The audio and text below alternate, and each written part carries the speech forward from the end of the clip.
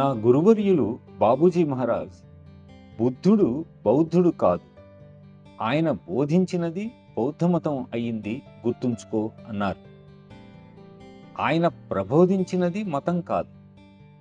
జీవిత విధానం గురించి, బ్రతుకును ఎలా సాగించాలి, నిరాడంబరత, జాలి, దయ, సానుభూతి, సర్వమానవ ప్రేమ ఎలా అలవరుచుకోవాలి అనే వాటిని గురించి ఆయన ఉపదేశించారు. గతంలో ఈ మహానుభావులు ప్రవచించినవి చూస్తే ఒక విషయం స్పష్టంగా తెలుస్తుంది.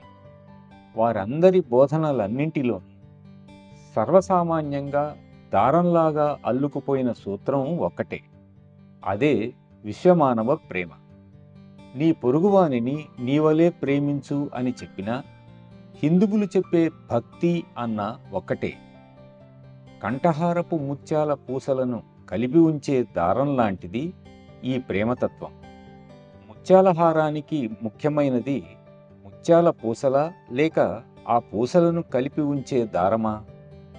ఆ దారమే లేకుంటే ముత్యాల హారమే లేదు.